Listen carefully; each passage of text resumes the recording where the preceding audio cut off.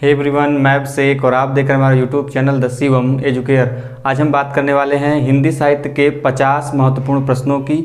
जी हाँ, जो कि आपके सभी प्रतियोगी परीक्षाओं जैसे यूनिवर्सिटी के एंट्रेंस एग्जाम, साथ ही एसएससी, बैंक, रेलवे सभी एग्जामों में मैक्सिमम पूछे जाते हैं। उन्हीं प्रश्नों को हम देखेंगे और इस वीडियो में हम आज प्रमुख 10 प्रश्नों की चर्चा करेंगे जो आपके लिए काफ़ी ज़्यादा इंपॉर्टेंट है। और वीडियो के लास्ट में कुछ प्रश्नों को हम आपके लिए रखेंगे जो आपको कमेंट बॉक्स में उसका उत्तर बताना है। तो आज की वीडियो शुरू करते हैं। तो आज का सबसे प्रथम प्रश्न है कि नवजागरण का अग्रदूत किसे कहा जाता है। तो नवजागरण का अग्रदूत कहा जाता है भारतेंदु हरिश्चंद्र को। कई बार एग्जाम में यह प्रश्न आया हुआ है कि नवजागरण का अग्रदूत किसे कहा जाता है। तो नवजागरण का अग्रदूत कहते हैं भारतेंदु हरिश्चंद्र को। इनसे एक प्रश्न आपको और भी पूछा जाता है कि भारतेंदु हरिश्चंद्र से संबंधित एक प्रश्न है जो कि आपको पूछा जाएगा कि आधुनिक हिंदी का जनक किसे कहते हैं।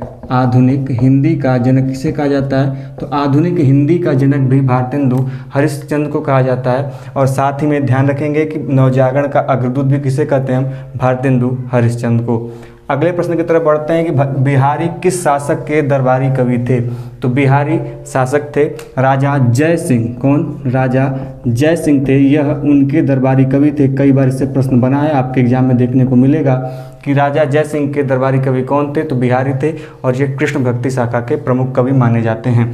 अगले प्रश्न की तरफ बढ़ते हैं कि अष्टछाप का जहाज किसे कहा जाता है। अष्टछाप कवियों का एक समूह था, संगठन था, जिसमें 8 कवियों का यह समूह माना जाता है। और इसकी जो संगठन किया था या फिर इसकी स्थापना कह लें, इससे भी प्रश्न पूछा जाता है कि अष्टछाप कवि जो बनाए गए थे इनकी स्थापना किसने की थी। यदि स्थापना पूछेगा तो ध्यान रखेंगे उस समय आंसर होगा विट्ठलनाथ। क्या होगा? विट्ठलनाथ। लेकिन जब अष्टछाप का जहाज पूछा जाएगा तो आपका उस समय उत्तर होना चाहिए सूरदास। क्या होना चाहिए? सूरदास। अष्टछाप का जहाज सूरदास। और अष्टछाप की स्थापना किसने की थी?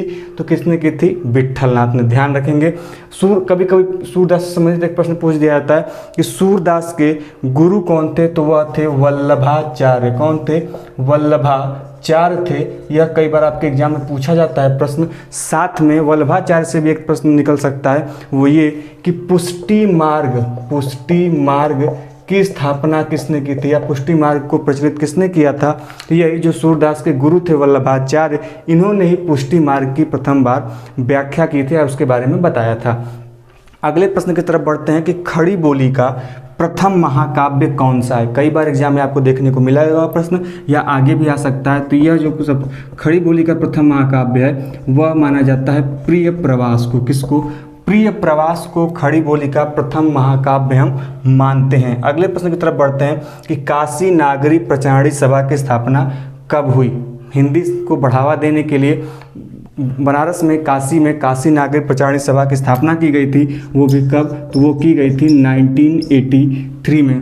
1893 ईस्वी में काशी नागरी प्रचारणी सभा की स्थापना की गई थी और यह काशी में स्थित है, जो कि उत्तर प्रदेश मतलब बनारस के जिले में स्थित है। अगले प्रश्न की तरफ बढ़ते हैं कि हिंदी का प्रथम ज्ञानपीठ पुरस्कार प्राप्त करता कौन है। तो हिंदी का प्रथम ज्ञानपीठ पुरस्कार प्राप्त करता है कौन? सुमित्रा नंदन पंत। कौन है? सुमित्रा नंदन पंत हैं, जिनको दिया गया था उनकी रचना चिदम्बरा के लिए। किसके? चिदम्बरा के लिए उनकी रचना थी। उनको सुमित्रा नंदन पंत को प्रथम बार हिंदी का ज्ञानपीठ पुरस्कार दिया गया था। रचना का नाम भी याद रखेंगे, चिदम्बरा, भूलेंगे नहीं। सबसे प्रथम किसे दिया गया? सुमित्रा नंदन पंत को। की तरफ चलते हैं। हिंदी का प्रथम ज्ञानपीठ पुरस्कार प्राप्त करता है, जैसा कि आप सभी को बता दिया गया है, सुमित्रा नंदन पंत हैं, चिदम्बरा के लिए दिया गया था।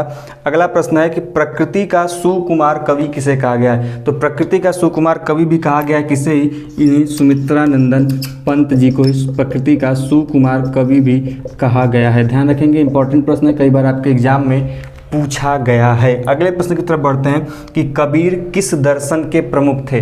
देखिए कबीर जो किस दर्शन के प्रमुख थे, तो वो था अद्वैत दर्शन। कौन सा? अद्वैत दर्शन के प्रमुख थे। लेकिन कभी कभी थोड़ा सा प्रश्न घुमा देगा आपसे कि कबीर किस भक्ति शाखा के उपासक थे। 2 भक्ति शाखा थी, सगुण शाखा, निर्गुण शाखा। तो कबीर जो मानने वाले थे वो निर्गुण शाखा के उपासक थे, जिसमें मूर्ति पूजा वगैरह नहीं होती है। तो निर्गुण साकार रूप में भगवान की पूजा की जाती है, आराधना की जाती है, तो उस शाखा को मानते थे कौन? कबीर। तो ध्यान रखेंगे, कई दर्शन की बात करेगा तो दर्शन में अद्वैत दर्शन, यदि बात करेगा कि किस भक्ति शाखा को मानते थे तो यह निर्गुण भक्ति शाखा को मानते थे। इस चीज़ को आप क्लियर कर लेंगे। अगले प्रश्न की तरफ बढ़ते हैं कि फोर्ट विलियम कॉलेज की स्थापना कब हुई थी। कई बार एग्जाम में पूछा गया है कि फोर्ट विलियम कॉलेज की जो स्थापना हुई थी वह हुआ था 1800 ईस्वी में। तो सन 1800 ईस्वी में फोर्ट विलियम कॉलेज की स्थापना हुई थी। कई बार प्रश्न इंपॉर्टेंट है और पूछा भी गया है। और आज का जो लास्ट प्रश्न है वो कि छायावाद का संस्थापक किसे माना जाता है। ध्यान रखेंगे, जो छायावाद है यह हिंदी साहित्य के जो काल विभाजन है उसमें एक प्रमुख युग के रूप में जाना जाता है। और इस छायावाद का जो संस्थापक माना जाते हैं वह हैं जयशंकर प्रसाद। जयशंकर प्रसाद एक महत्वपूर्ण कवि हैं जिनको छायावाद का संस्थापक माना जाता है। तो हमने इस प्रकार से कुल 10 प्रमुख प्रश्नों की चर्चा की और उनको जानने का प्रयास किया। तो आपको वीडियो कैसा लगा कमेंट बॉक्स में ज़रूर बताएं। यदि चैनल पर नए हैं तो चैनल को सब्सक्राइब जरूर करें, साथ ही दोस्तों के साथ शेयर करें। मिलते हैं ऐसे इंटरेस्टिंग वीडियो के साथ नेक्स्ट वीडियो में। तब तक के लिए जय हिंद, जय भारत।